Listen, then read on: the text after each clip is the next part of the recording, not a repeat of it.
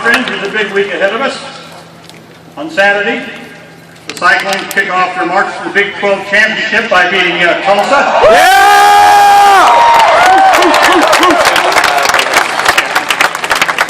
And next Monday, Labor Day, America begins its sprint to Election Day. So, my friends, we all know the stakes in this election are very high. Our nation faces a fundamental choice. Are we going to rescue, restore, and rebuild the middle class in this country? Or are we going to continue to shift even more wealth and advantage to those at the top at the expense of the middle class? Boo! And the choice on Election Day is especially stark when it comes to education. As you know so well, the key to the middle class is a quality education and access to a first-rate university like Iowa State.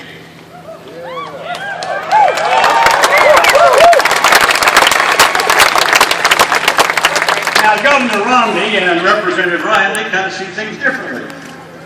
Boo! Oh, wait a minute, I haven't even gotten into it. They've set forth a plan to slash funding for education by 20%. They intend to shift that money into huge new tax cuts for the wealthiest Americans. Boo! In addition, Romney and Ryan have set forth a plan to slash funding for Pell Grants and student loans.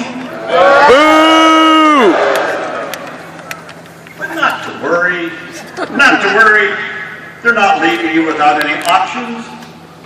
As Governor Romney put it recently, if you want to go to college or start a business, then, and here I'm quoting him, you can just, quote, borrow money from your parents.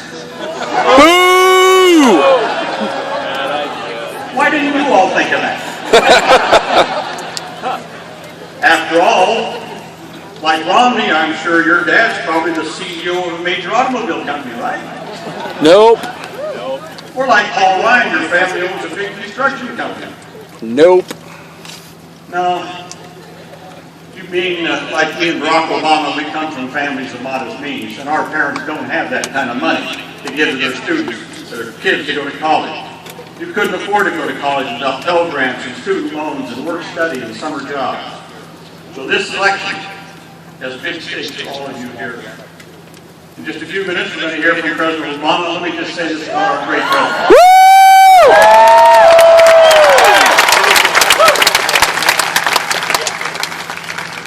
Over the decades, just about every president has tried to lay claim to the title of education president. President Obama hasn't claimed that title. He's earned it. Working together with Democrats in Congress and opposed every step of the way by my Republican colleagues, he has accomplished amazing things to increase college availability.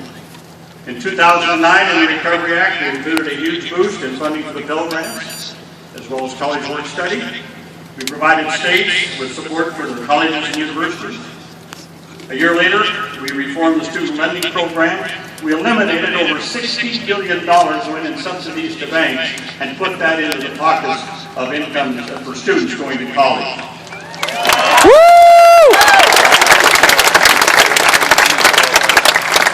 This summer, just a couple months ago, Congress passed and President Obama signed legislation to prevent a doubling of interest rates on federal student loans.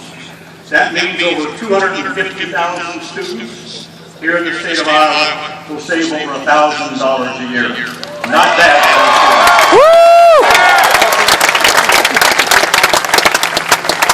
We made it easier for students to repay their federal loans by capping monthly payments for amounts that they can afford once they graduate. We're cracking down on for-profit colleges that are ripping off students and veterans and service members, leaving them deeply in debt. The bottom line is this. President Obama and the Democrats believe in investing in a strong system of quality education. We believe in creating a ladder of opportunity for every American, including access to an affordable college education. What does Governor Romney believe in? Well, we all know he believes passionately in big tax cuts for the top 2%.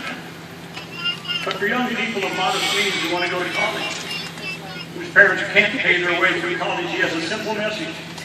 Tough luck. You're on your own. Well, today we have a message for Governor Romney and Paul Ryan. This is America.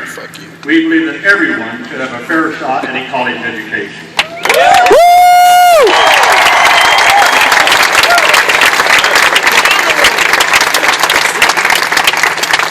When I came here to Iowa State, my parents had no money. My father had a 6th grade education. My mother was an immigrant. We had no money. But I had a Navy scholarship and a OTC. Paid my way through. Paid all my tuition books. Gave me some money for room and board. Then I repaid that by spending 5 years in the military. Then after that, I used the GI Bill to go to law school. Yeah. Thank all you taxpayers for my education. Yeah.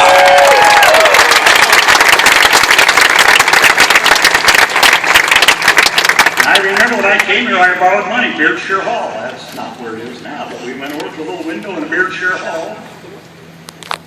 There. Beardshire, that's Beardshire. Curtis must be there also. You still call this little Siberia in the middle of the winter time? Yeah. Walked it many times. Go to a little window in Beardshire and borrow money at subsidized student loan rate. Paid it back. Again, taxpayers helped me get an education. So we believe that Pell Grants aren't a frill to be slashed. They're an investment in our young people in a stronger economy. It's bad economics, my friends. Money accumulation by the rich is not the same as wealth generated by a society. If we're serious about creating wealth, the focus should not be on taking care of the rich so the money can trickle down. We should focus on making sure everyone has a fair chance at education and health and access to capital to create new ideas and information. And we say to Romney and Ryan, your plan to slash funding for education to pay for more tax cuts for the rich is not only bad policies, bad choices, it's bad economics.